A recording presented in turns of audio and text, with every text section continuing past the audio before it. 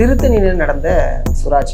அந்த பையன் ஒரு இடத்துல கூலி வேலை செஞ்சுட்டு அவனுடைய வீட்டுக்கு அனுப்பிச்சுட்டு அந்த ஒரு நார்மல் டிக்கெட்டு கூட எடுக்கிற கூட ஒரு வக்கில்லாம அந்த கக்கூஸ் பக்கத்துல உட்காந்து வரானா.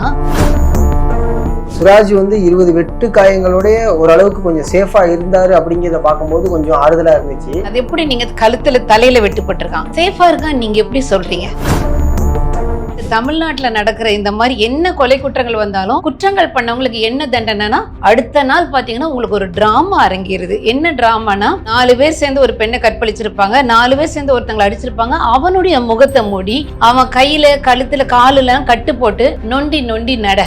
இன்னொரு முறை இப்ப சமீபத்துல வந்தது ஒருத்தன் நார்மலா வெளியே வரும்போது எல்லாரும் பாக்குறாங்க நொண்டி நடனம்னு உடனே அவன் நொன்றான். சமீபத்தில் நம்மளுடைய அமைச்சர் மா சுப்பிரமணியம் அவர்கள் ஒரு பேட்டி கொடுத்திருந்தாங்க. தமிழ்நாடு முழுக்க நாங்க கஞ்சாலாம் இல்லாம பண்றோம், எங்கெல்லாம் எந்த இடத்துக்கு போய் உயரத்துக்கு போனா கூட அங்க இருக்கிற கஞ்சாலாம் அழித்து ஒரு சுத்தமான ஒரு தமிழகமாக மாற்றிட்டு வரோம் அப்படின்னு சொல்லி அவர் ஒரு விஷயம் சொன்னார். நம்மளுடைய தமிழகத்தின் அரசாங்க மருத்துவமனை ஸ்டான்லி மருத்துவமனையில கஞ்சா செடிகள் சும்மா வளர்றது வேறமா இருக்கும், நீட்டா ஒரே யூனிஃபார்ம் ஆத்தரைஸ்டா வருது. இல்லை உண்மையிலுமே சினிமா எடுப்பவர்கள் நிச்சயமா ஒரு சமுதாய பொறுப்போடு தான் நிச்சயம் எடுக்கணும். ஏன்னா அது நம்மளுடைய சமுதாயத்துல மிகப்பெரிய பொறுப்பு வருது. தண்ணியை போட்டு ஆடுறது, ஒருத்தனை 4 பேர் சேர்ந்து உதைக்கிறது, கிண்டல் பண்றது, அப்படி பண்றது, இந்த மாதிரி ரவுடிசம் பண்றதை பெரிய மாசா காமிச்சு நிச்சயமா அதுதான் பெரிய விஷயம் இவங்க நினைச்சுக்கிறாங்க. குற்றவாளி பக்கத்துல வச்சு அடிச்சு உதச்சி வைக்கிறதா போலீஸ்க்கு கெத்து. அது இல்லாம நிர்கதியா அவர்கள் நிக்கிறாங்கன்னா அந்த அளவுக்கு அவல நிலைமைக்கு அவர்களை கையை கட்டிட்டு மூடிட்டு நான் சொல்றதை செய்யுங்கிற மிரட்டுறது யாரால மிரட்டப்படுறாங்க? ஊடகத்துல யாராவது எங்களை மாதிரி பேசுறவங்க கவனமா பேசுங்க, உங்களை முடிச்சு கட்டிடுவாங்க, தொழிலை இழுத்து மூடிடுவாங்க. சவுக்கு சங்கர் பேசினாரு, அவர் வீட்டுல பக்கெட்டா மலம் எடுத்துட்டு வீடு முழுக்க அந்த மலத்தை கொட்டினாங்க, அவரை அரெஸ்ட் பண்ணாங்க, டார்ச்சர் பண்ணாங்க. அதனால நீங்க யாரும் பேசாதீங்க. இப்ப பேசுறேன் ஒரு பேட்டி கொடுக்குறேன்னா கவனம், முடிச்சிருவாங்க.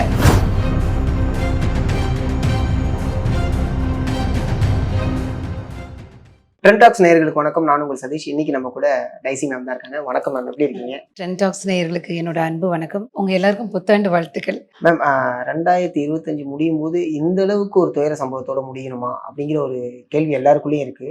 திருத்தணியில் நடந்த சுராஜ் 17 வயசு பசங்களுக்குள்ள இந்த அளவுக்கு ஒரு வன்மத்தையும் வக்கரத்தையும் இன்ஜெக்ட் பண்ணது சமுதாயத்தோட தப்பா இல்லை யாரோட தப்பு? இது தொடர்ந்து தமிழகத்துல இப்போ அடிக்கடி இப்படி நடக்குது. பேப்பர்ல வாசிக்கும் போது தினசரி ஒரு பெண் காதலனோட போதான் அந்த பையனை அடிச்சு போட்டு பெண்ணை 4 பேர் சேர்ந்து கற்பழிச்சாங்க, இங்க தினசரி கொலைகள் நடந்திருக்கு. ஆனா இத்தனை கொலைகளை நம்ம கேள்விப்படுறோம், இத்தனை குற்றவாளிகளை பிடிச்சோம் அப்படிங்கிறாங்க. ஆனா அந்த குற்றவாளிகளுக்கு என்ன தண்டனை கொடுத்தாங்க அப்படின்னா ஒண்ணுமே தெரியறது இல்ல. ஏன்னா இப்ப மற்ற நாடுகள்ல ஒரு கடுமையான தண்டனை இருக்கும். ஒரு பையன் இந்த மாதிரி ஒரு 4 பசங்க சேர்ந்து ஒரு அப்பாவி இளைஞனை ஊரு விட்டு ஊரு பிழைக்க வந்திருக்கான். அவங்க அம்மா அப்பா விட்டுட்டு ஒரு அனாதை மாதிரி இருக்கான். அவன் ஒருத்தங்க கத்தி காட்ட மிரட்டும் போது ஒரு பலவந்தமா அவங்கள ஆப்போசிட் பண்ண கூட அவனுக்கு ஸ்ட்ரென்த் இல்ல. இப்ப நீங்க அந்த இடத்துல அந்த ட்ரெயின்ல உட்காந்துருக்கான், கத்திய ஒருத்தன் அவ்வளவு பெரிய பட்டா கத்தி கூட ஐயோ அப்படின்னு டப்புன்னு எந்திரிப்பான். ஆனா அவனுக்கு ஒரு நல்ல சாப்பாடு சாப்பிட்டுருக்க மாட்டான் போல இருக்கு. ஒரு மாதிரி அந்த கை ரொம்ப பலவீனமா தான் அவன் அதை மறுக்கிறான். அப்ப கூட என்னடா ஏதோ சும்மா ஒரு பேனா கத்திய வச்சு விளையாடுற மாதிரி இவன் அதை தடுக்கிறானேன்னு. அந்த அளவுக்கு ஒரு ஸ்ட்ரென்த் இல்லாம இருக்கிற ஒரு பையன்கிட்ட இத்தனை பேர் அடிக்கிறாங்கன்னு இதே மற்ற நாடுகள்ல நடந்திருந்தா, மற்ற மாநிலங்கள்ல நடந்திருந்தா உடனே அவர்கள் 4 பேரை பிடிச்சோம், இது பண்ணோம், இந்த மாதிரி தண்டனை கிடைச்சது, இத்தனை வருஷம் ஆயுள் தண்டனை, அவங்க வெளிவர முடியாது, அவங்களுக்கு பெயில் மறுக்கப்பட்டது, இது எல்லாமே நம்ம படிப்போம். ஆனா இது எதுவுமே இல்லை. ஆனா நம்மளுடைய இந்த தமிழ்நாட்டுல நடக்கிற இந்த மாதிரி என்ன கொலை குற்றங்கள் வந்தாலும் உங்களுக்கு அந்த குற்றங்கள் பண்ணவங்களுக்கு என்ன தண்டனைனா அடுத்த நாள் பாத்தீங்கன்னா உங்களுக்கு ஒரு டிராமா அரங்கிருது. என்ன டிராமானா அந்த குற்றம் செய்தவன் ஒரு 4 பேர் சேர்ந்து ஒரு பெண்ணை கற்பழிச்சிருப்பாங்க, 4 பேர் சேர்ந்து ஒருத்தங்களை அடிச்சிருப்பாங்க. அவனுடைய முகத்தை மூடி அவன் கையில கழுத்துல காலுல கட்டு போட்டு நொண்டி நொண்டி நட. பத்திரிகையில எல்லாரும் பேட்டி எடுக்கிறாங்க, நொண்டி நட. இன்னொரு முறை இப்ப சமீபத்துல வந்தது ஒருத்தன் நார்மலா வெளியே வரும்போது எல்லாரும் பாக்குறாங்க நொண்டி நடனம்னு உடனே அவன் நொன்றான். இப்போ ஒரு நாடக அரசாங்கம் இங்க நடக்குது. குற்றவாளிகளை எல்லாத்தையும் தப்பிக்க வைக்கிறாங்க. இது என்ன அவங்களுக்கு என்ன தண்டனை கிடைக்குதுன்னு தெரியல. இன்னொரு நம்மளுடைய தமிழகத்துல நடக்கக்கூடிய ஒரு மிகப்பெரிய அவலம் என்னன்னா பாதிக்கப்பட்டவர்களை அசிங்கப்படுத்தி கேவலப்படுத்தி டேமேஜ் பண்றாங்க. ஏன்னா இப்ப ஒரு விஷயம் ஒருத்தன் ஒரு கற்பழிச்சுட்டான், ஒரு பெண்ணை கற்பழிச்சு கொலை பண்ணிட்டான். அந்த கற்பழிச்சவனை டேமேஜ் பண்ணாம அவனை காப்பாத்திட்டு அந்த கற்பழிக்கப்பட்ட அந்த பெண் பாதிக்கப்பட்ட பெண்ணுக்கு அவ வந்து கேரக்டர் சரியில்லை, லேட் நைட்ல அவங்க போனா, அவ ஸ்லீவ்லெஸ் போட்டிருந்தா, அவ வந்து லிப்ஸ்ல கிஸ் பண்ணா, அப்போ நம்மளுடைய நாட்டுல வந்து ஒரு காதலிக்க கூடாது, ஸ்லீவ்லெஸ் போடக்கூடாது, ஒரு காதலனோட ஒரு இடத்துல போய் உட்காரக்கூடாது. எந்த காலத்திலயோ வந்து ஒரு ஒரு பெண் வந்து 12 மணிக்கு நடராத்திரி தனியா நடந்தா அவளுக்கு எதுவுமே அதுதான் என் உண்மையான சுதந்திரம்னு எந்த காலத்திலயோ நடந்தின ஒரு கவிஞர்கள் எங்க, அவர்களுடைய கற்பனைகள் எங்க? இங்க ஸ்லீவ்லெஸ் போட்டுட்டா நீ ஸ்லீவ்லெஸ் போட்டா நாங்க இப்படிதான் பண்ணுவோம். கோயம்புத்தூர்ல வந்து ஒரு பெண் அப்படி டார்கெட் பண்றாங்க. இவன் ஏன் இந்த நேரத்துல போய் அவங்க கூட உட்கார்ந்தா லவர் கூட? அப்ப நாங்க அப்படிதான் பண்ணுவோம். இப்ப வந்து பார்த்தாங்க இந்த பையன் இந்த வடமாநில இளைஞன் இது எல்லாத்துக்கும் மேல அவன் ஸ்லீவ்லெஸ் போடல, லேட் நைட்டு போட்டுக்கல. அப்போ அவனை எப்படி நம்ம அவனை அசிங்கப்படுத்துறது? முறைச்சு பார்த்தான், அதனால பிடிக்கல. இரண்டாவது அவனை அசிங்கப்படுத்துறாங்க, வேலை வெட்டி இல்லாமயே 2 மாசம் சுத்திட்டு இருந்தான். அந்த பையன் ஒரு இடத்துல கூலி வேலை செஞ்சுட்டு அவனுடைய வீட்டுக்கு அனுப்பிச்சுட்டு அந்த ஒரு நார்மல் டிக்கெட்டு கூட எடுக்கிற கூட ஒரு வக்கு இல்லாம அந்த கக்கூஸ் பக்கத்துல உட்காந்து வரானா, அப்போ வந்து யார் யார் பாதிக்கப்பட்டார்களோ அவர்களை எல்லாம் அசிங்கப்படுத்துறது. இது வந்து இந்த ஆட்சியில வந்து தொடர்ந்து நடக்கிறது. குற்றவாளிகளுக்கு என்ன நடந்தது? இவ்வளோ பெரிய தப்பு செஞ்சவங்களுக்கு என்ன செஞ்சது? ஒரு கால்ல கட்டு போடுறீங்க, எங்க கட்டவத்தை காமிங்க, நீங்க எங்க அடிச்சீங்க நான் பாக்குறேன். சரி, இந்த 4 இளைஞர்கள் முகத்துல வந்து மூடி கூட்டு வராங்க, ஃபேஸ்ல வந்து மாஸ்க் போட்டு கூட்டு வராங்க. எதுக்கு அவனுடைய முகத்தை வந்து மறைக்கிறீங்க? ஒரு பெண் கற்பழிக்கப்பட்டாலும் அந்த கற்பழிக்கப்பட்டவள் அவளுக்கு ஃபியூச்சர் போயிடும், முகத்தை மறைக்கலாம். இவனுங்களே அடிச்சு கொண்டவங்க, அவங்களுடைய முகத்தை நீங்க ஏன் மறைச்சு வந்து மீடியாக்கு பண்றீங்க? அப்ப நீங்க வந்து கூட்டு வர்றது அவன் தானா? இப்ப நம்ம பாக்குறவங்க என்ன நினைப்பாங்க, அந்த 4 பசங்களும் உண்மையாலுமே அவன் தானா? வேற 4 பேரை வந்து ஃபேஸ் மாஸ்க் பண்ணி நொண்டி நடக்கடா அப்படின்னு சொல்றாங்களே. எது ஏன் வந்து அவர்களை குற்றவாளிகளை ஏன் காப்பாத்துறீங்க? துடிக்க துடிக்க ஒரு அப்பாவி வெட்டி கொண்டவன அவனுக்கு ஏன் அவனோட கௌரவத்தை காப்பாத்த நினைக்கிறீங்க? அவனோட முகத்தை எடுத்து அவனை கூட்டுவாங்க, அவனுக்கு என்ன பனிஷ்மெண்ட் கிடைச்சதுன்னு ஓப்பனா டிக்ளேர் பண்ணுங்க. அப்புறம் எப்படி நம்ம வந்து மற்றவர்கள் எல்லாருமே வந்து தமிழ்நாட்டுல வந்து நடப்பாங்க, தனியா ட்ரெயின்ல பயணிப்பாங்க. காட் கிரேஸ் சுராஜ் வந்து 20 வெட்டு காயங்களோட ஓரளவுக்கு கொஞ்சம் சேஃபா இருந்தாரு அப்படிங்கிறத பார்க்கும்போது கொஞ்சம் ஆறுதலா இருந்துச்சு. அது எப்படி நான் தெரியும், அது எப்படி நீங்க கழுத்துல தலையில வெட்டுப்பட்டிருக்கான் சேஃபா இருக்கான் நீங்க எப்படி இல்ல சொல்றீங்க? அவர் பேசும்போது உள்ள வீடியோ உங்களுக்கு பார்க்கும் நியூஸ் வந்திருக்கு, ஏன்னா அவர் பேசின வீடியோ எல்லாருமே இங்க பாதிக்கப்பட்டவர்களுக்கு நல்லா வந்து நியூஸ் கொடுக்குறாங்க. ஒரு டாக்டர் இத்தனை பேரை பார்த்த ஒரு சீனியர் டாக்டர் அவரை வந்து வெட்டு வெட்டுன்னு வெட்டி இருக்கிறாங்க. ஒரு ரவுடியை வெட்டிட்டு சொல்றான், கரெக்டா ட்ரீட்மெண்ட் பண்ணலன்னா நீ டாக்டரா அவர் டாக்டரா? அப்போ அவ்வளவு பெரிய சீனியர் டாக்டர் கரெக்டா பண்ணல. ரேடியோ அவங்களுக்கு வந்து கீமோ தெரப்பி ஜாஸ்தியா பண்ணிட்டாங்க. நீ டாக்டரா அவன் டாக்டரா? எத்தனை கீமோ பண்ணணும் உனக்கு ஒரு ரவுடி உனக்கு தெரியுமா அவங்களுக்கு தெரியுமா? இத்தனையும் பண்ணிட்டு அந்த டாக்டர் பத்தி 4 பேர் நின்றுட்டு அவர் கையில ஜூஸ் குடிக்கிற மாதிரி கொடுத்து நான் நல்லா இருக்கேன்னு சொல்லி மிரட்டினா அப்புறம் நான் சொல்லித்தானே ஆகணும். நீங்க பாதிக்கப்பட்ட நபர் உங்களை வந்து இப்ப இந்த ஆட்சியில டே இல்லைன்னா தொலைச்சு கட்டிடும் ஒழுக்கமா வந்து நான் நல்லா இருக்கேன் பேட்டி கொடுன்னா கொடுத்தாகணும். இப்படி 20 வெட்டுன வந்து எப்படி நல்லா இருக்க முடியும்? உயிரோட இருக்கான். ஆனா இனி லைஃப்ல அவன் பேச முடியுமா? அவன் சித்தம் கலங்கின நிலைமையில் இருக்கானா? அவனுடைய பார்வை நரம்புகள் பாதிக்கப்பட்டிருக்கான். அவன் நார்மலா திங்க் பண்ண முடியுமா? வேலை செய்ய முடியுமா? அவன் உள்ள போற ஒவ்வொரு நரம்பு எத்தனை நரம்பு வெட்டப்பட்டிருக்குது? ஏங்க அவன் சூசைட் பண்ணுமான்னா கழுத்து கையில 4 போட்டா செத்து போயிடுறான். இத்தனை வெட்டிட்டு அவன் நார்மலா இருக்கான்னு எப்படி சொல்ல முடியும்? இது இது எப்படி அதாவது அந்த வெட்டுப்பட்ட நம்மளுடைய சகோதரனுக்கு ஒரு நியாயம் வேணும் இல்லையா? அவன் நல்லா இருக்காங்கிறது நம்மள காம் டவுன் பண்ண பாக்குறாங்க. அதெல்லாம் ஒன்னாகல. 20 வெட்டுனா நாங்க நல்லா இருப்போம், நல்லா தான் இருக்கான். ஒரு கண் துடைப்பு அப்படிங்கிற மாதிரி. கண் துடைப்பு கரெக்டா. எனக்கு இதுக்குள்ள இருக்கக்கூடிய கேள்விகள் எங்கேயிருந்து முதல்ல ஆரம்பிக்குது அப்படின்னா, 17 வயசு பையனுக்கு ஆல்கஹாலை கொடுத்தது அந்த ஒயின் ஷாப்ல எப்படி அவனுக்கு முதல்ல கொடுத்தாங்க? அதாவது இப்போ சதீஷ் சமீபத்தில் நம்மளுடைய அமைச்சர் மா சுப்பிரமணியம் அவர்கள் வந்து ஒரு பேட்டி கொடுத்திருந்தாங்க. தமிழ்நாடு முழுக்க வந்து நாங்கள் கஞ்சாலாம் இல்லாமல் பண்ணுறோம், எங்கெல்லாம் எந்த இடத்துக்கு போய் உயரத்துக்கு போனால் கூட அங்கே இருக்கிற கஞ்சாலாம் அழித்து ஒரு சுத்தமான ஒரு தமிழகமாக மாற்றிட்டு வரோம் அப்படின்னு சொல்லி அவர் ஒரு விஷயம் சொன்னார். தமிழகத்தில் டெய்லி நியூஸ் பார்த்தா முதல்ல எல்லாம் கஞ்சா பிடித்தா 5 லட்சம் கஞ்சா பிடிப்பு, 15 லட்சம் கஞ்சா பிடிப்பு. இப்போல்லாம் நியூஸில் பார்த்தீங்கன்னா 180 கோடி கஞ்சா பிடிக்கிறாங்க, இங்கே பார்த்தீங்கன்னா 100 கோடி கஞ்சா பிடிப்பு அப்படிதான் பிடிக்கிறாங்க. சரி, ஒன்று இவர் வந்து கஞ்சாவை தமிழகத்திலே கஞ்சாவை ஒழிச்சிட்டு இருக்கோம்னு சொல்லி நம்மளுடைய அமைச்சர் வந்து பேட்டி கொடுக்குறாரு. ஆனால் அரசாங்க மருத்துவமனை, நம்மளுடைய தமிழகத்தின் அரசாங்க மருத்துவமனை ஸ்டான்லி மருத்துவமனையில் கஞ்சா செடிகள் சும்மா வளர்றது வேற மாதிரி இருக்கும், நீட்டாக ஒரே யூனிஃபார்மா ஆத்தரைஸ்டா வருது. அப்போ இது நம்ம வளாகம், கவர்மெண்ட் ஆஸ்பத்திரி நம்மளுது. கஞ்சா செடிகள் வருதுன்னா நீங்க உங்க கவர்மெண்ட் ஆஸ்பத்திரியில வந்து கஞ்சா செடிகள் வந்து இருக்கா அதை கூட பார்க்க முடியல. அதை வந்து அந்த செடிகள் எல்லாம் பார்த்து அதை வந்து நியூஸ் எல்லாம் பார்த்துச்சு செய்தி வெளியிட்டிருக்காங்க. ஓகே. அப்போ சரி, இப்ப என்னத்துல நீங்க சொல்றீங்க தினசரி எப்ப பார்த்தாலுமே 100 கோடிக்கு கஞ்சா பிடிப்பு, 150 கோடினா கஞ்சா அழிச்சிட்டேங்கிறீங்க. 2வது ஒரு விஷயம் என்ன சொல்றாரு, அப்படி கஞ்சா யாராவது விக்கிறாங்க, இல்லீகலா வந்து விக்கிறாங்க, அந்த மாதிரி எது தெரிஞ்சாலும் எங்களுக்கு தகவல் கொடுத்தா உடனே உங்களுக்கு ரிவார்டு கொடுக்குறோம் அப்படின்னு. ஆனா திருக்கழுக்குன்றத்துல வந்து ஒரு 2 வருஷத்துக்கு முன்னால என்னுடைய நண்பர் தான் அவரு. பாஜக கட்சி சேர்ந்தவர், ரொம்ப சமூக போராளி. சமுதாயத்துல எது நடந்தாலும் வந்து தட்டி கேட்பேன்னு சொல்லிட்டு எப்பவுமே தலையில வந்து ஒரு தலப்பா கட்டிட்டு இருப்பாரு. அவருடைய இதே தலப்பா தனசேகர்ன்னு சொல்லுவாங்க. அவர் வந்து ஒரு இடத்துல வந்து பார்த்தா, அங்க பசங்க ரொம்ப ரவுடிசம் பண்ணிட்டு, அழிச்சாட்டியம் பண்ணிட்டு இருக்கோம். ஏன் இங்க பசங்க இவ்வளோ ரவுடிசம் பண்றாங்கன்னு போய் பார்த்தா, அவனுங்க வந்து ஒரு இடத்துல ரெகுலரா கஞ்சா, போதை வஸ்துக்கள் கிடைக்குதுன்னு பார்க்குறாரு. அப்போ அவனுக்கு ரொம்ப அக்ரெசிவா இருக்கும். அவனுங்க வழியிலே போய், "தம்பி எனக்கு ஒரு வேணும். கிடைக்குமா?" அப்படின்னு கேட்டோனே, இவனுங்க நம்பி இடத்தெல்லாம் காமிச்சு, ப்ராப்பரா எங்கெங்க இல்லீகலா விக்குதுன்னு 3 இடத்த ட்ரேஸ் பண்ணிட்டு, அவர் வந்து முறையா போலீஸ் ஸ்டேஷனுக்கு வந்தாரு. இது திருக்கலங்குன்றத்துல நடந்த ஒரு சம்பவம். நம்மளுடைய அமைச்சர் என்ன சொல்றாரு, கஞ்சா குடுக்குறேன்னு சொன்னா ரிவார்டு குடுக்குறோம், அவார்டு குடுக்குறோம். இங்கங்க கஞ்சா விக்குதுன்னு தகவல் குடுங்கங்கிறாரு. துரை தனசேகர் வந்து தகவல் கொடுக்க போனாரு. ஓகே. கொடுத்தா அடுத்த நாள் போலீஸ் ஸ்டேஷன்ல போய் இந்த மாதிரி இந்த 3 இடமும் சொல்ல முடியும். இப்போ வாங்க, நான் வீடியோ எடுத்து வச்சிருக்கேன் எல்லாமே. நான் போனா எனக்கு வந்து அன்டைம்ல எனக்கு எல்லாமே இதெல்லாம் விக்கிறாங்க. வாங்க பாருங்க, எல்லாம் வீடியோ ஆடியோவோட நான் வந்து பதிவு வச்சிருக்கேன் அப்படிங்கிறாரு. அப்படியாப்பா, நான் உடனே கட்டாயம் நாங்க நடவடிக்கை எடுக்கிறோம். நீங்க நாளைக்கு இந்த நேரத்துக்கு வாங்க, பெரிய ஆபீசர் இருக்காரு, கொடுத்துடலாம் உங்களோட விலகன். அவர் இதை நம்பிட்டு நாளைக்கு அதே நேரத்துல வரும்போது வர்ற வழியிலேயே திமுக ரவடிகள் தான், அதுல நிறைய இஸ்லாமியர்கள் இவரை பிடிச்சி வெட்டுன்னு வெட்டி தலையிலலாம் வெட்டி அவருக்கு அப்படி கைகள் நாங்களாம் உயிரே போயிடுச்சோன்னு நினைச்சோம். கடைசி நேரத்துல மயிரிழையில அவர் உயிர் தப்பிட்டார். கடைசி உடனே ஹாஸ்பிட்டல்ல கொண்டு போய் சேர்த்தோம். பாஜக தலைவர் அண்ணாமலை அவர்கள் போய் பார்த்தாங்க, நான் போய் பார்த்தேன், நிறைய தலைவர்கள் போய் பார்த்தோம். ஸோ கஞ்சா கிடைக்குதுன்னு சொல்லி ஆதாரபூர்வமாக நிரூபிச்சவருக்கு நடந்த கதி இது. ஓகே, புரியுது. நீங்க அவார்டு கொடுக்குறீங்க, ரிவார்டு கொடுக்குறீங்க. நான் என்ன சொல்ல வரேன்னா, இது எதற்காக இப்படி ஒரு காரியங்கள் வந்து செய்யறாங்க? ஏன் வந்து எதை காப்பாற்றுறதுக்காக பண்றாங்க? நம்மளுடைய தமிழக மக்கள் எல்லாமே சீர்குலைஞ்சு போகணும், இளைய சமுதாயம்னு ஒண்ணு இல்லாம போகணும்னு நினைக்கிறீங்களா? அதுதான் ரொம்ப இதனால ஷாக்கா இருக்கு. இந்த கஞ்சா வித்த பணமெல்லாம் ஒரு பணம் நிறைய இதுல வந்து, ஏன்னா 100 கோடி கஞ்சா பிடிபட்டதுன்னா அப்போ அவங்களுக்கு இது அரசாங்கத்துக்கு இந்த மாதிரி வந்து நாடு முழுக்க நடக்குதுன்னா எத்தனை கோடி வருமானம் இது.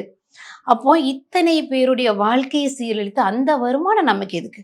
புரியுது மேம். இன்னொரு விஷயம் என்னன்னா, சமீபமா பேரண்ட்ஸ் வந்து நல்லா வளர்க்க வேண்டாமா, இப்படி வந்து ரவுடிஸா பசங்களை வளர்த்துருக்காங்களேன்னு சொல்லி எங்களுக்கு ஒரு நண்பர் ஆதங்கப்பட்டு சொன்னாரு.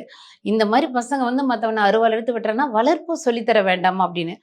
இதை பார்த்து கொண்டிருக்க தமிழகத்தில் இருக்கிற பெற்றோர்கள் எல்லாருக்கும் நான் ஒன்று சொல்லிக்கிறது என்னன்னா, இந்த ஒன்ஸ் நீங்க வந்து எவ்வளோ நல்லா ஒரு பிள்ளைய வளர்த்தாலும் உங்க பிள்ளை போதை வஸ்துக்கு அடிமை ஆயிட்டா, நம்மளுடைய அவுட் ஆஃப் கண்ட்ரோல். நீங்க என்ன பாரம்பரிய குடும்பம் இருங்க, பயங்கர நீங்க எல்லா கலாச்சாரத்தையும் ஃபாலோ பண்றவங்க, அத்தனை ஒழுக்கத்தையும் வளர்க்குற குடும்பம்.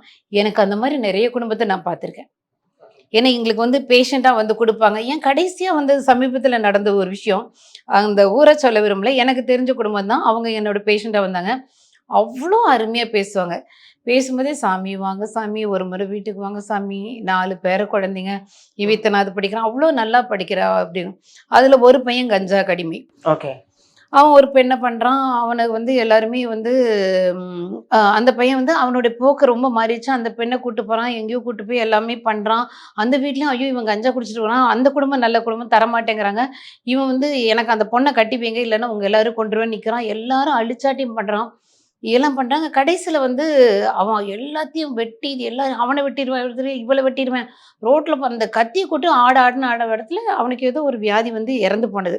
இது வந்து ஒரு பேஷண்டா வந்து ஒருத்தங்க வந்து சொன்னாங்க. அப்போ வந்து எனக்கு வந்து இது ஏதாவது எனக்கு அதுல இருந்து ரொம்ப டிப்ரெஷன், அவங்க அம்மா வந்தாங்க, எனக்கு ரொம்ப டிப்ரெஷனா இருக்கு, என்னால முடியல என் குழந்தைன்னு. இது எதுக்காக சொல்றேன்னா, நல்ல பாரம்பரிய குடும்பத்தை சேர்ந்தவர்களாக நீங்க இருந்தாலும் உங்க பிள்ளை கஞ்சாக்கு அடிமையாகிற பட்சத்துல நீங்க வந்து அவுட் ஆஃப் கண்ட்ரோல். அதுல வந்து பேரண்ட் சரியா வளர்க்கல அப்படின்லாம் நம்ம சொல்ல முடியாது.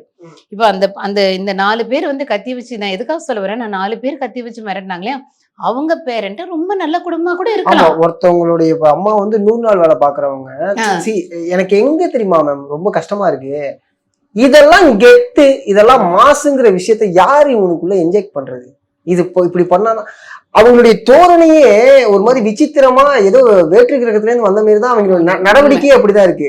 அவங்க ஆடுற டான்ஸா இருக்கட்டும், இது எப்படி இவங்கள வந்து நடமாட விடுறீங்க அப்படிங்கிற கேள்வி எல்லாம் மனசுக்குள்ள வருது. திரும்பவும் சொல்றேன், இதுல வந்து பேரண்ட்ஸ் ரொம்ப விழிப்பா இருங்க. உங்க பிள்ளைங்க திடீர்னு போறாங்க, கஞ்சா குடிக்கிற ஒரு பையன் வந்து, "மச்சான் இத ஒரு நாள் ட்ரை பண்ணுடா டேய், ஒரு நாள் ட்ரை பண்ணா அத டேஸ்ட் பண்ணிட்டாங்கன்னா, அப்போ அவங்க நம்மளோட கண்ட்ரோலுக்கே வரமாட்டாங்க." அது மூளை வந்து வேற மாரி, நம்ம பிள்ளைய அப்படி பிஹேவ் பண்றான். இவ்ளோ ஒழுக்கமா இருந்த பையன், இவ்ளோ அழகா படிச்சவன், இவ்ளோ வந்து மரியாதையா நம்ம அம்மா அப்பாட்ட பேசிட்டு இருந்த பையன், இத்தனை கேவலமா நடந்துக்கிறானாங்கிற அளவுக்கு அந்த கஞ்சா, போதைய வஸ்துகள் வந்து மாத்திரும். இது வந்து நீங்க வந்து ஒரு ட்ரிங்க் ஆல்கஹாலோட இத கம்பேர் பண்ண முடியாது. இது ரொம்ப மோசமா, அதை விட கேவலமா மனுஷன நடத்துறது. கண்டிப்பா. அதனால வந்து ஏன்னா இனிமே வந்து நமக்கு இந்த ஆட்சியில நான் எத சொல்லணும்னு தெரியல. இதுல வந்து நமக்கு நியாயம் கிடைக்குமா? உண்மையாலுமே கெடுதல் செய்த பையனுக்கு வந்து ஒரு பனிஷ்மென்ட் கிடைக்குமா? குற்றவாளிகளுக்கு தண்டனை கிடைக்குமா? இது எதுவுமே நம்ம சொல்ல முடியாத நிலைமையாட்டு. யாராவது இப்ப தட்டி கேட்டா கூட, ஊடகத்துல யாராவது எங்கள மாரி பேசுறவங்க, கவனமா பேசுங்க. உங்கள முடிச்சு கட்டிருவாங்க. தொழில இழுத்து மூடிருவாங்க. சவுக்கு சங்கர் பேசினாரு. அவர் வீட்ல பக்கெட்டா மலம் எடுத்துட்டு வந்து வீடு முழுக்க அந்த மலத்த கொட்டுனாங்க. அவர அரெஸ்ட் பண்ணாங்க. இல்லாத அவர டார்ச்சர் பண்ணாங்க. இப்ப யாராவது தட்டி கேட்கறாங்களா? விஜயகாந்த் கேட்கறாரு. உடனே அவ்வளோ பெரிய கல்யாண மண்டபத்த இடிச்சுட்டு போ, பிச்சை எடு சோத்துக்குன்னு விட்டு மென்டலைஸ் சேர்த்தாரு. அதனால நீங்க யாரும் பேசாதீங்க. இப்ப பேசுறேன், ஒரு பேட்டி குடுக்குறேன்னா, கவனம் ஓகே. முடிச்சிருவாங்க அப்படின்னு. ஸோ இப்போ நம்ம அப்பேற்பட்ட ஒரு இதுல நிக்கிறோம். அப்போ நீங்க உங்களுடைய பிள்ளைகளுக்கு வந்து, ஐயோ! நீ வந்து ஸ்கூலுக்கு போக்குற, யார் எது குடுத்தாலும் சாப்பிட்றாத. யார் குடுத்தாலும் வேணாம், வேணாம். ட்ரை பண்ண வேண்டாம். நம்ம அப்படிங்கிறத சொல்லு. உனக்கு சாப்பாட்டுல கலந்து குடுக்கறக்கு இருக்கும். ஏன்னா, அவன் உனக்கு நண்பனா இருக்கவன் எவ்வளோ டீசென்ட்டா இருக்கான்னு பார்த்துக்கோ. அவன் ஒரு மாரி அலப்பற பண்ணிட்டு திரிஞ்சான்னா, அவன் கையில எதுவும் வாங்கி சாப்பிடாத. நம்ம தான் நம்மள பாதுகாத்துக்கணும். கேவலமான சமுதாயத்தில் இருக்கோம். அதாவது நம்ம ஒரு ஒரு இடத்துக்கு இப்ப நம்ம என்ன சொல்லிடுறோம், பிள்ளைங்க இப்ப தைரியமா எங்கனாலும் போவாங்க. ஐயோ! 10 மணிக்கு மேல அங்க போகாதீங்க. இப்படி இங்க போகாத. பாய் ஃப்ரெண்ட கூப்பிட்டு தனியா போகாத. 10 பேரும் ஒண்ணா போங்க. அப்போ என்னுடைய நாட்ல நான் இப்போ ஒரு ஒரு வெளிநாட்டுக்கு போயிட்டு வரேன். கோலாலம்பூர்ல தான் இருந்தேன். நைட்டு 1 மணி 2 மணி வரைக்கும் வெளிய சுத்துறோம். ரொம்ப சேஃபா நம்ம வரோம். ஓகே. நாங்க வெறும் பெண்கள் இருக்கிறோம். வெளிய நைட்டு நல்லா ஒரு 2 மணி வரைக்கும் இருந்துட்டு 2 மணிக்கு நம்ம கேப புடிச்சு வரோம். அப்ப ஏன்னா, அங்க பாதுகாப்பு இருக்கு. நீங்க இங்க தமிழ்நாட்டுல, ஐயோ! ஸ்லீவ்லெஸ் போடாதீங்க. உங்களுக்கு வந்து பூக்காரன் பூ விக்க மாட்டான். நீங்க வந்து லவ்வர கூப்பிட்டு தனியா போகாதீங்க. 4 பேர் சேர்ந்து கற்பழிச்சுருவான். என்ன சமுதாயம் இது? இவர்களுக்கு என்ன பாதுகாப்பு? அதாவது இது வந்து ஒரு தனிப்பட்ட இடத்துல நடந்ததுன்னா சரி, ஓகே, ஏதோ ஒரு விஷயம். ட்ரெயின்ல நடக்குது. ட்ரெயின்ல எப்படியா இருந்தாலும் போலீஸ்னு ஒருத்தவங்க இருப்பாங்க. அதை தாண்டி ட்ரெயின்ல இவங்க கத்தியை வச்சு ரீல்ஸ் போட்டுட்டு இருக்காங்க. இதை தடுத்து நிறுத்துறதுக்கான வேலைகள் அங்க நிறைய இருந்திருக்கணுமே. அது ஏன் எதுவுமே நடக்கல? இவ்வளவு ரொம்ப சர்வசாதாரணமா ரோட்ல போற ஒருத்தவங்க, அது இப்ப சமீப காலங்களா இந்த 17 வயசு 16 வயசு 12 வயசு பசங்க தான் ரோட்ல சும்மா நிக்கிற வண்டியை போட்டு உடைச்சிட்டு போறானோ நைட்டு 12 மணிக்கு. மாமூல் கேக்குறாங்க. இந்த உளவியலே ஒரு மாதிரி பிரச்சனையா இருக்கேன் மேம். இதை நீங்க எப்படி பாக்குறீங்க? இந்த ட்ரெயின் விஷயத்தை பத்தி சொல்லுங்க. ரயில்வே போலீஸ் இருந்திருக்கணும். போலீஸ் ரயில்ல வந்து இருப்பாங்க, போலீஸ் இருப்பாங்க. அவங்க ஏன் அங்க இல்ல அப்படிங்கிற மேபி அவங்க ஒரு ஒரு அங்க வரைக்கும் போறக்குள்ள அந்த கேப்ல கூட இவனுங்க பண்ணிருக்கலாம். ஓகே. பண்ணியிருக்கிறான். அப்புறம் ஒரு சின்ன ரயில்வே ஸ்டேஷன்ல நின்னப்போ எடுத்து போட்டு அந்த பசங்களை அப்படி அடிச்சிருக்காங்க அப்படிங்கிறது உண்மை இருக்கு. அதான் சொல்றேனே, மொத்தத்துல எங்க தான் ஒரு காவல்துறையோ நீதித்துறை இருக்குன்னு நமக்கு தெரியல. அப்படி தெரிஞ்சதுன்னா இன்னைக்கு வந்து கட்டு போட்ட மாதிரி ஒரு போஸ்ட்ல வந்து ஒரு பையனை அவனை நடக்க விட்டுருக்காங்க. முகத்தை மூடின அவனை முகத்தை திறந்து அவனுக்கு இத்தனை வருஷம் ஆயுள் தண்டனை. சில இடங்கள்ல வந்து சிறுவர் சீர்திருத்த சட்டம், நான் வந்து இந்த மாதிரி லால தான் நான் போவேன் அப்படின்னு சொல்ல முடியாது. இன்னைக்கு நிர்பயா கேஸ்ல பாத்தீங்கன்னா அதுல வந்து சிறுவர்கள் தான். ஆனா அந்த இதெல்லாம் மீறி அவர்களுக்கான பனிஷ்மெண்ட் கொடுக்கப்பட்டது. அப்போ வந்து ஒருத்தருக்கு கொடுக்குற பனிஷ்மெண்ட் வந்து மற்ற அந்த மாதிரி செஞ்சா நமக்கு இப்படிதான் அப்பாரு, அவன் லைஃபே முடிஞ்சு போச்சு, அவன் ஜெயில இருந்து வெளிவரவே முடியல, அவனுக்கு பெயில் மறுக்கப்பட்டது அப்படின்னு சொன்னா ஒரு பயம் வரும். நீங்க வந்து அவன் முகத்தை மூடி அவனோட பிரஸ்டீஜ் போகாம அவனை பார்த்துட்டு இப்பெல்லாம் வந்தா என்ன புரியல நம்ம நாட்டுல நடக்குதுன்னு. இது ஒரு அராஜகமான ஒரு ஆட்சி. அதாவது என்ன சொல்றேன்னா, தமிழ்நாட்டுல வந்து திரும்ப சொல்றேன், தமிழர்கள் ஆட்சி பண்ணினா மட்டும்தான் என் நாடு, என் மக்கள், என் இளைய தலைமுறை நல்லா இருக்கும்னு நினைப்பாங்க. இது தெலுங்கர்கள் மேக்சிமம் வந்து இதுல வந்து தெலுங்கர்கள் தான் நம்மளுடைய ஆட்சி செய்யறவங்க. இது நீங்க எப்படி நினைச்சிட்டாலும் சரி. அதாவது ஒரு கன்னடம் ஒரு நாட்டுல போய் ஒரு தமிழனை ஆட்சி பண்ண விடுவாங்களா? ஒரு கேரளால ஒரு தமிழனை ஆட்சி பண்ண விடுவாங்களா? அங்க மலையாளி தான். இங்க வந்து முழுக்க முழுக்க நம்ம ஆட்சி செய்யக்கூடிய அமைச்சர்கள் எல்லாருமே மேக்சிமம் தெலுங்கர்கள், திராவிடர்கள். அவர்களுக்கு தமிழ் சமுதாயம் எப்படி போனா என்ன, தமிழ் இளைஞர்கள் எப்படி என்ன, தமிழ் வீட்டுல இருக்கிற ஒவ்வொரு குடும்பத்திலயும் வந்து புருஷங்கார குடிச்சு குடிச்சு குடல் வந்து எல்லாம் இளமை உதவி ஆனா என் குடும்பம் நல்லா இருக்கு. என்னோட இதுதான் நடக்குது. தமிழர்கள் என்னைக்கு நம்ம வந்து நான் தமிழன், நான் திராவிடன் கிடையாது, நான் என்னுடைய தமிழன் தான் இங்க வந்து என்னை ஆட்சி செய்வதற்கு என்னுடைய ஆள் தான் இருக்கணும். அதுல நீங்க வந்து ஜாதிய மறந்துருங்க. நான் நாடார் ஆட்சி பண்ணணும், இவன் பண்ணணும், ஆதி திராவிட பண்ணணும், பறையர் பண்ணணும், தேவர் பண்ணணும், அது வேண்டாம். அது எந்த ஜாதிக்காரனும் நம்மள ஆட்சி பண்ணட்டும். ஆனா தமிழன் ஆட்சி பண்ணட்டும். ஓகே. இல்லைங்களா? இப்ப நான் எனக்கு தமிழன் ஆட்சி பண்றவங்க எந்த ஜாதிக்காரங்க என்னை ஆண்டா என்ன? ஆதி திராவிடர் ஆட்சி பண்ணட்டும், தேவர் உட்காரட்டும், கவுண்டர் உட்காரட்டும், முதலியார் உட்காரட்டும், பறையர் உட்காரட்டும், நாடார் உட்காரட்டும், யாரும் உட்காருங்க. ஆனா தமிழன் ஆட்சி பண்ணணும் என்ன. அவனுக்கு வந்து என் நாட்டை வந்து நான் விற்கக்கூடாது, என் நாட்டு ஆத்துல இருந்து மணல் எடுக்கக்கூடாது, என்னுடைய நாட்டு மலைகள்லாம் உடைச்சு கல்குவாரியெல்லாம் எடுக்கக்கூடாது, என்னுடைய சமுதாயம் ஒரு ஆரோக்கியமான சமுதாயம் வரணும்னு தோணும். எவனோ வந்து ஆட்சி பண்றவனுக்கு நம்மளுடைய அருமை எப்படி தெரியும்? புரியுதுங்க மேம். இன்னொரு ஒரு பார்வை வந்து மக்கள் மத்தியில் என்ன இருக்கு அப்படின்னா, சினிமாவில் வரக்கூடிய நிறைய விஷயங்கள் வந்து இந்த பசங்களை பாதிக்குது அப்படிங்கிற ஒரு பார்வை இருக்கு. அதே சமயம் சினிமாவை பார்த்து நீங்கள் வந்து கெட்டு போறீங்க அப்படின்னா 12th ஃபெயில் படம் பார்த்து நீங்கள் என்ன ஐஏஎஸ் ஐபிஎஸ்க்கு முயற்சி பண்ணுறீங்க. ஸோ 2 விதமான படங்களும் வருது இல்லை. இது நீங்கள் ஒரு குறையாக சொல்கிறது தப்பு அப்படிங்கிற ஒரு ஒரு விமர்சனம் இருக்குது. இப்போ பேரரசு வந்து என்ன சொல்லியிருக்காரு அப்படின்னா, இல்லை சினிமாவில் ஓரளவுக்கு வன்முறையாக இருக்கட்டும், இந்த ட்ரக் சொசைட்டி அப்படிங்கிறத காமிக்கிறது, இதெல்லாம் வந்து அவங்களுக்கு மாசாக தெரியுது அப்படிங்கிற மாதிரியான ஒரு பார்வை இருக்குது. இது நீங்கள் எப்படி பார்க்குறீங்க? இல்ல உண்மையாலுமே சினிமா எடுப்பவர்கள் நிச்சயமா ஒரு சமுதாய பொறுப்போட தான் நிச்சயம் எடுக்கணும். ஏன்னா அது நம்மளுடைய சமுதாயத்துல மிகப்பெரிய பொறுப்பு வருது. இப்போ குடும்பத்துல இருக்க வீட்ல இருக்க பெண்கள் எடுங்க. அவங்கள அதிகமா அவங்க எதை பார்த்து அட்ராக்ட் ஆகுறாங்க? சீரியல் தான் அவங்க. ஒண்ணு வாட்ஸ்அப்ல கொஞ்சம் இருக்கிறாங்க. அதை விட்டா சீரியல் தான் அவங்கள மேக்ஸிமம் சீரியல் அந்த டிவியில வர படங்கள் பார்க்குறாங்க. இதே வந்து வெளியில இருக்கிற இளைஞர்கள், வெளியில வேலைக்கு வரவங்க, அவங்க பொதுவா பொதுமக்கள் வந்து அதிகமா போய் ஒரு விஷயத்த பார்த்து இம்ப்ரெஸ் ஆகுறதுன்னா, செய்தித்தாள படிக்கிறது, அன்னைக்கு மாரி டிவியில நியூஸ் பார்க்கறதெல்லாம் ரொம்ப குறைஞ்சிருச்சு. செய்தித்தாளை வாசிக்கிறவங்க இன்னைக்கு எத்தனை பேரு? ஓ! இன்னைக்கு இந்த சமுதாயத்துல இன்னைக்கு இதெல்லாம் நடந்திருக்கா? இன்னைக்கு இருக்கவங்களுக்கு யார் சீஃப் மினிஸ்டர், யார் பிரைம் மினிஸ்டர் எதுவுமே வந்து தெரியறது கிடையாது. அப்படி இருக்கும்போது அவர்களும் அட்ராக்ட் பண்ற மேக்சிமம் ஒரு மாசான ஒரு ஊடகம்ங்கிறது சினிமா. அதை மிக சமுதாய பொறுப்போடு எடுக்கணும் அப்படிங்கிறது முக்கியம். அதுல வந்து நான் வந்து தண்ணி போட்டு ஆடுறது, ஒருத்தனை 4 பேர் சேர்ந்து உதைக்கிறது, கிண்டல் பண்றது, அப்படி பண்றது, இந்த மாதிரி ரவுடிசம் பண்றத பெரிய மாசா காமிச்சு நிச்சயமா வந்து அதுதான் பெரிய விஷயம் இவங்க நினைச்சுக்கிறாங்க.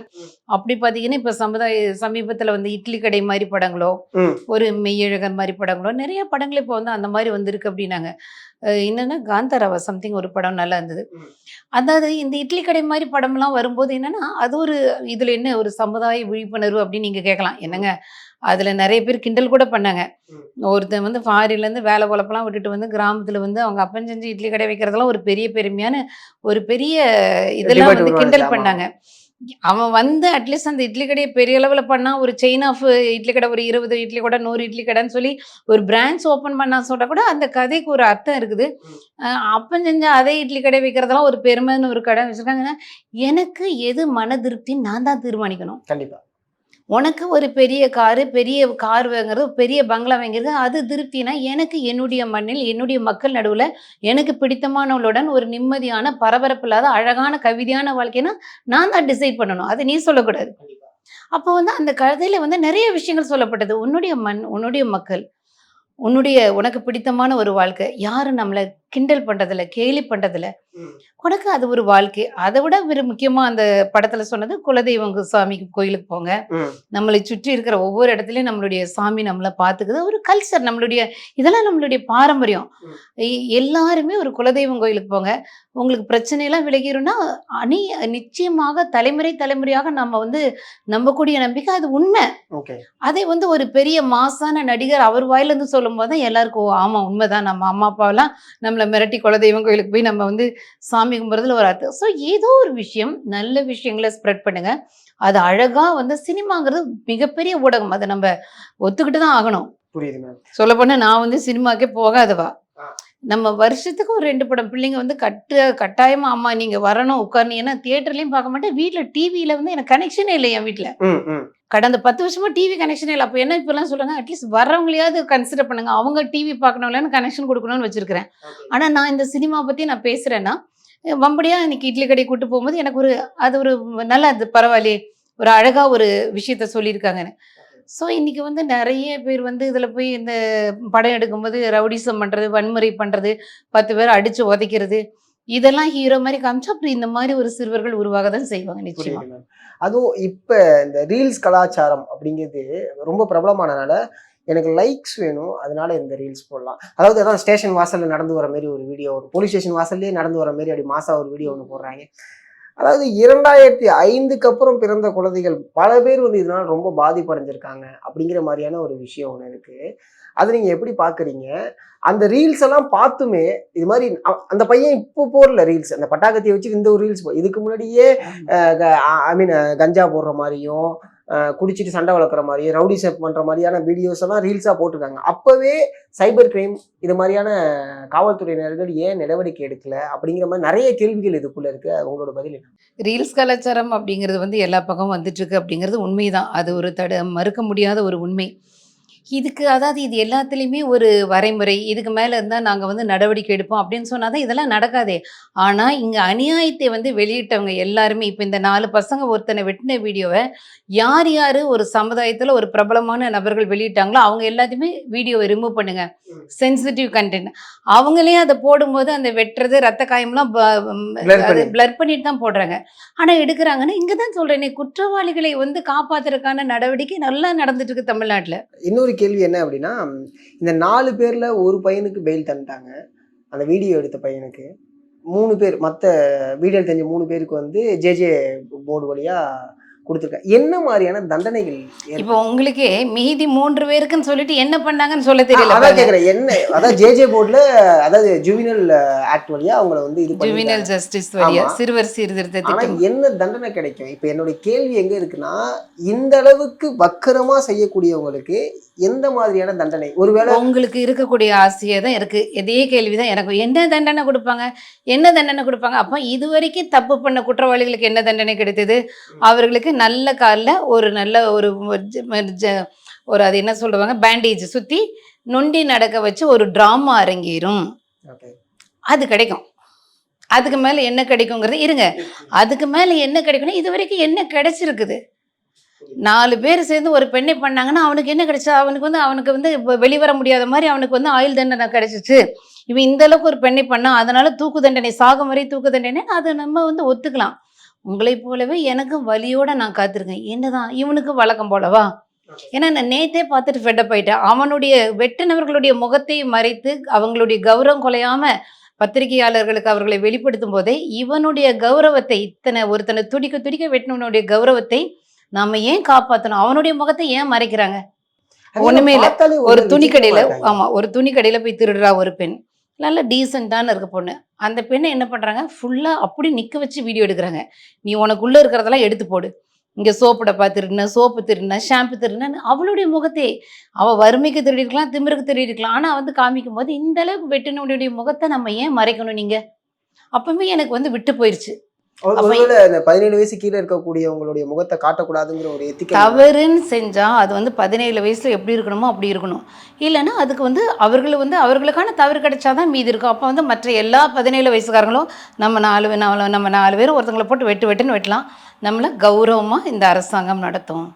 அந்த அந்த பயம் தான் என்னுடைய பயமே அங்கதான் இருக்கு. இப்ப நான் சொன்னேன் எல்லாமே 17 வயசுக்கு உட்பட்டவர்கள், 18 வயசுக்கு உட்பட்டவர்கள்ங்கும்போது தான் எங்க வந்து பயம் ஏற்படுதுன்னா, தனியா நாளைக்கு நம்ம எப்படி அனுப்புறது?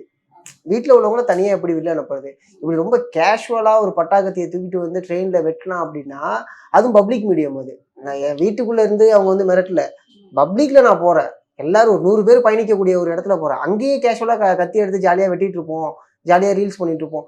அப்படிங்கிற ஒரு பயம் ஏற்படுத்திக்கிட்டே இருக்குல்ல. இவங்களோட உளவியலாவே இவங்கள்ட்ட என்ன மேம் பிரச்சனை இருக்கும்? இந்த ட்ரக்ஸ் அதாவது கன்சியூம் பண்றவங்க. உளவியலா என்ன பிரச்சனைன்னு நீங்க திரும்ப திரும்ப கேட்கறது இல்லைன்னா, ஒன்ஸ் ஒரு மனிதன் ட்ரக்குக்கு அடிக்ட் ஆயிட்டான்னா, அவன் வந்து அதுக்கு முன்னால வரைக்கும் ரொம்ப நல்லவனா நம்மகிட்ட பிஹேவ் பண்ணுவான். ரொம்ப டீசென்ட் பிஹேவியர், அவனுடைய பாடி லாங்குவேஜ், நீங்க சொல்ற மாரி அந்த தலையெல்லாம் கலர் பண்ணிட்டு பைத்தியக்காரங்களாட்டம் நடக்கிறதெல்லாம் இல்ல. ரொம்ப அழகா எல்லாருக்கும் மரியாதை குடுக்குறவங்களா இருக்காங்க. ஆனா, ஒரு சிறுவனோ, ஒரு இளைஞனோ போதை வஸ்துவ பயன்படுத்திட்டா, அவன் வந்து ஒரு வெறிகொண்டவனா, ஒரு சைக்கோவா, ஒரு நீங்க சொல்ற மாரி ஏதோ வேற்று கிரகவாசி மாரி நீங்க என்னமோ சொன்னீங்க. ஆமா, என்ன ஒரு விசித்திரமா இருக்காங்க. விசித்திரமா இருக்கிறாங்க. ஆமா. பிகாஸ் அது அவங்களுடைய நடவடிக்கை உங்களால வந்து ஜீரணிக்க முடியல. அது யாரா இருந்தாலுமே நமக்கு வேண்டப்பட்டவங்க, நமக்கு நல்ல நண்பன். ஆனா ஒன்ஸ் அவன் ட்ரக்குக்கு அடிக்ட் ஆயிட்டானா, அடுத்த நாள் அவன் இப்படிதான் பிஹேவ் பண்ணுவான். எல்லாமே அவனுக்கு ரொம்ப எக்ஸசிவா காமிக்கும். ஓகே. இப்போ ஒரு விஷயத்த செய்யணும்னா நம்ம செய்யறத விட அவங்களுடைய மூளை அந்த அளவுக்கு விசித்திரமா திங்க் பண்றது, எதையுமே யோசிக்காத தன்மை, பின்விளைவுகள பார்க்காதது, அங்க கருணையோ, ஒரு நாகரிகமோ, ஒரு மேனஸோ எதுவுமே அங்க இருக்காது. இது ட்ரக்க யூஸ் பண்ண எல்லாருக்குமே இதுதான் இது. அதனால இப்போ அந்த பசங்கள நான் பார்க்கும்போது என்னன்னா, அந்த பசங்க மேல கோபம் வரதோட உண்மையாலுமே இவனுங்களுக்கு ட்ரக்க குடுத்து எல்லா பக்கமும் கள்ளச்சந்தையிலயோ, இல்ல நிஜ சந்தையிலயோ போதை வஸ்துக்கள தமிழ்நாடு முழுக்க பரப்பி, என்னுடைய வீட்டு குழந்தைங்க இந்த அளவுக்கு பைத்தியக்காரங்களா பண்ணது யாரு? இதுதான் எனக்கு கோபம். அதேதான் நான் எனக்கு அதான் முதல்ல உங்கள்ட்ட கேட்ட கேள்வி. 17 வயசு பையனுக்கு எப்படி ஒயின் ஷாப்ல வந்து அவங்க வந்து ஆல்கஹால் குடுத்துருப்பாங்க. அத அவன் ஒரு வாட்டர் பாட்டில கலந்து ட்ரெயின்ல எடுத்துட்டு வர அளவுக்கு அவனுக்கு ஒரு விஷயம் தெரியுது அப்படின்னா, இவங்க இப்ப வந்து இதுவே வந்து எனக்கு வந்து பெருசா உடன்பாடு இல்ல. ஏன்னா ட்ரிங்க் அடிக்கிறவன், தண்ணி அடிக்கிறவன் இவ்ளோ அலப்பற பண்ண மாட்டான். இல்ல அவன் ஆல்ரெடி அங்க ஸ்டஃப் அடிச்சு அது மாதிரி கஞ்சா அடிச்சு தான் வந்திருக்காங்க. கஞ்சா அடிக்கிறவன், போதை வஸ்துக்கள் பயன்படுத்துறவன் இந்த அளவுக்கு பைத்தியக்காரனா பண்ணுவான். இப்ப தண்ணி அடிக்கிறவன் நம்ம என்ன பார்ப்போம், ரோட்ல மல்லாந்து கிடப்பான், லுங்கி கட்டிட்டு இருப்பான், கொஞ்சம் ஆடி பேசுவான். இவ்வளவுதான். மிஞ்சி போனா ஒரு கெட்ட வார்த்தை பேசுவான். ஆனா வந்து இந்த போதை வஸ்துக்கள், கஞ்சா பயன்படுத்துறது வந்து இப்படி ஒரு அப்நார்மல் பிஹேவியர். அப்போ இந்த பிள்ளைங்களுக்கெல்லாம் நாளைக்கு உங்க வீட்டு பிள்ளைங்களோ, யாரோ நல்ல நல்ல வளர்ப்புல இருக்க பிள்ளைகளுக்கு நாளைக்கு கிடைக்கும். அவன் ஃப்ரெண்டு மூலமா குடுப்பான், இல்ல சாப்பாடுல கலந்து குடுப்பான். அவன் பழகிட்டானா அவனுக்கு என்னன்னா தான் நண்பனை அவன மாரியே ஆக்கணும்னு ஆசை வரும். அப்போ ஒரு மச்சான் இத சாப்பிடுன்னு குடுப்பான். ஒன்ஸ் அவர்கள் அதுக்கு அடிக்ட் ஆயிட்டாங்கன்னா, அவங்க நம்ம வீட்டுக்கான பிஹேவியர் அவங்ககிட்ட இருக்காது. புரியுது. பதட்டமா இருக்கு. அப்போ வந்து இது தமிழ்நாட்டுல இத ஒழிச்சே ஆகணும். திரும்ப திரும்ப வந்து ஒரு நாடகம் பாடுறது, எங்க கஞ்சாவே ஒழிச்சுட்டோம், 4000 கோடிக்கு எல்லாமே சென்னையே நாங்க பழுது பார்த்துட்டோம்னு சொல்லிட்டு இருக்காம, திமுக அரசாங்கம் நம்மளுடைய தமிழக காவல்துறை இதுக்கு முக்கியமா சொல்லணும். நான் பர்சனலா காவல்துறையினர்ட்ட கேட்கறது என்னன்னா, காவல்துறை மேல எனக்கு வந்து இந்த அளவுக்கு வந்து தொடர்ந்து ரவுடிகளையும், கொலைகாரர்களையும் நம்ம விட்டுட்டு இருக்கோம். கோபம்லாம் இல்ல. ஏன்னா அவர்கள் வந்து ஒரு கைப்பொம்மைகள் தான். இவ்வளவுதான் அவங்களே நீங்க அடிக்க போறாங்களே. ஆமா. ஒரு வீடியோ எல்லாம் பாக்குறேன். போலீஸ் நிச்சயம். அப்படியே கத்தியை தூக்கிட்டு போலீஸ் கிட்டே போய் ஆமா. யாரா நீங்க எல்லாம் எங்க இருந்துடா அப்ப வந்தீங்க? நமக்கு என்ன தோணும்? போலீஸ் கையில அப்ப துப்பாக்கி வச்சிருக்க மாட்டாங்களா? லத்தி வச்சிருக்க மாட்டாங்களா? அப்புறம் ஏன் அவங்கள அடிக்க முடியலன்னு தோணுது. அப்ப அவங்க ஏன் வந்து ஸ்டன் ஆயி நிக்கிறாங்க? ஒரு சாதாரண குடிமகனை போல நிக்கிறாங்க. ஒரு ரவுடி அவ்வளோ தூரம் கத்திய தூக்கிட்டு மிரட்டும்போது எல்லா போலீஸ் தெரிச்சு வர்றாங்கன்னா, ஏன் அவன் கையில வந்து ஆயுதம் இல்லையா? அப்போ போலீஸே ஒரு பக்கம் நம்ம பார்க்கும்போது, அவர்கள் வந்து யாரோ ஒருத்தருக்கு கட்டுப்படுறாங்க. கைப்பொம்மைகளா இருக்காங்க. அவங்களுடைய நிலைமையே ரொம்ப பாவமா இருக்கு. நம்ம இப்ப எங்களுக்கெல்லாம் வந்து அநியாயமா எங்கள தூக்கி அரெஸ்ட் பண்ணி உள்ள போடுவாங்க. உள்ள போடும்போது ஏங்க மனசாட்சி இருக்குதாங்க? ஒரு நல்ல விஷயத்துக்கு போராடும்போது, மேடம் பொறுத்துக்கோங்க மேடம். நீங்க சாயந்தரம் வரைக்கும் உங்கள வெளிய விட முடியாது. இருந்துக்கோங்கங்குவாங்க. அப்போ நம்ம வந்து அவர்கள பார்த்தாலும் பாவமா இருக்குப்பா. அவங்க வந்து அடுத்த வேளை சாப்பாடு அவங்களுடைய சம்பளம் முக்கியம். இப்ப வந்து இந்த கஞ்சா அடிக்கிறவன், கொலைகாரன் கும்பல வந்து தப்பிக்க வைக்கிற போலீஸுங்கிறது வந்து இதெல்லாம் மனசார செய்றாங்களா? அப்படிங்கிறதும் ஒரு சிலர் அயோக்கியர்களா இருக்கலாமோ என்னமோ தெரியல. ஆனா நெறைய பேருக்கு வந்து இது வந்து நான் போலீஸ்னா என் கெத்த காமிச்சு அவன உள்ள உட்கார வைக்கிறது தான் என்னோட யூனிஃபார்ம் கெத்து. இல்லையா? நான் அந்த அந்த யூனிஃபார்ம போட்டுட்டேன், உள்ள தள்ளிட்டேன். நான் அவன குற்றவாளி பக்கத்துல வச்சு அடிச்சு உதைச்சு நிக்க வைக்கிறது தான் போலீஸ்க்கு கெத்து. அது இல்லாம நிர்கதியா அவர்கள் நிக்கிறாங்கன்னா, அந்த அளவுக்கு அவல நிலைமைக்கு அவர்களை கைய கட்டிட்டு, மூடிட்டு நான் சொல்றத செய்யுங்கிற மிரட்டுறது யாரால மிரட்டப்படுறாங்க? அதான் ஃபர்ஸ்டே சொன்ன மாதிரி இந்த வருஷம் முடிவு இப்படி இருக்கும்னு எதிர்பார்க்கவே இல்ல. பாவம் அந்த பையன். அவனுக்கு மொழி தெரியாது. எதிர்த்து கேட்கறதுக்கு அங்க ஆள் இல்ல. 4 பேர் ஒருவேளை அவங்க ஊரா இருந்திருந்தா கூட அந்த பையன் ஏதாவது குரல் குடுத்திருப்பான் போல. ஏதோ ஒரு காரணத்துக்காக இங்க வந்தான். அந்த பையன் இப்படி ஒரு 20 வெட்டு காயத்தோட நான் என் சொந்த ஊருக்கே போயிட்டு மத்த ட்ரீட்மெண்ட்ட பார்த்துக்கிறேன்னு சொல்றது, வந்தாரை வாழ வைக்கும் தமிழ்நாட்டுல வலியோட போகக்கூடிய ஒரு சுராஜ். இதுவே இறுதியா இதுல இருக்கும்னு நம்புறேன் இன்னும் நானு. ஒண்ணே ஒண்ணு நான் சொல்லி முடிக்கிறேன். அடிப்பட்டவர் வடநாட்டு இளைஞர். இப்ப என்னுடைய நிறுவனங்கள்ல நெறைய இடங்கள்ல நான் வடநாட்டு பசங்கள வச்சிருக்கேன். வேலைக்கு வச்சிருக்கேன். சமையல்லேருந்து ஒவ்வொரு இடத்துலயும் பில்டிங் கன்ஸ்ட்ரக்ட் பண்ற இடத்துல, ஒரு தோட்டத்த பார்த்துக்கிற இடத்துலன்னு சொல்லி வடநாட்டு இளைஞர்கள் தான் என்கிட்ட நெறைய வேலை செய்றாங்க. அழகா வேலை செய்றாங்க. இப்போ ஒரு தோட்டத்துல பார்க்குறேன், தமிழ்நாட்டு இளைஞர்கள் வரமாட்டேங்கிறாங்க. ஓகே. கன்ஸ்ட்ரக்ஷன் பண்றோம், நம்ம வீடு கட்டுறோம். அங்க வந்து எத்தனை இளைஞர்கள் வந்து படிப்பு இல்ல. நான் வந்து 8வது தான் படிச்சிருக்கேன், 6வது படிச்சிருக்கேன். நான் வந்து ஒரு மேசன் வேலை பார்க்குறேன். எத்தனை தமிழ்நாட்டு இளைஞர்கள் வரமாட்டாங்க. ஒருத்தங்களும் வர்றதில்ல. ஆனா வடமாநிலத்து இளைஞர்கள் வந்து எந்த இடத்த குடுத்தாலும் படுத்துக்கிட்டு, ஒரு சட்டியில அவங்களே ரொட்டி சுட்டு, அவங்களே சப்ஜி பண்ணிட்டு, இருக்கிற இடத்துல படுத்துட்டு அவ்ளோ உழைக்கிறாங்க. அவ்ளோ உழைக்கிறாங்க. நீ பெயிண்ட் அடிக்கணும். தமிழக இளைஞர்கள் வர்றதில்ல.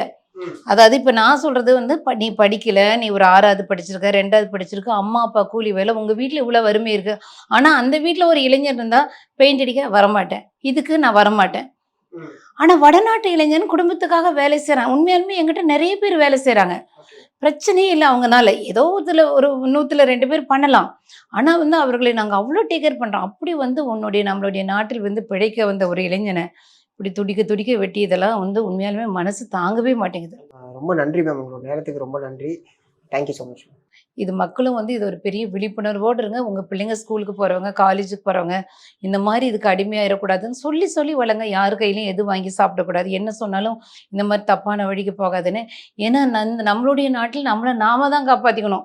என்னுடைய அரசாங்கம் என்ன காப்பாத்தும், என்னுடைய காவல்துறை இருக்கு. ஃபோன் பண்ணா போலீஸ்காரன் வந்து தூள் கிளப்பிருவாங்க. அப்படிலாம் வந்து காலம் மலையேறி போயிட்டு இருக்குது.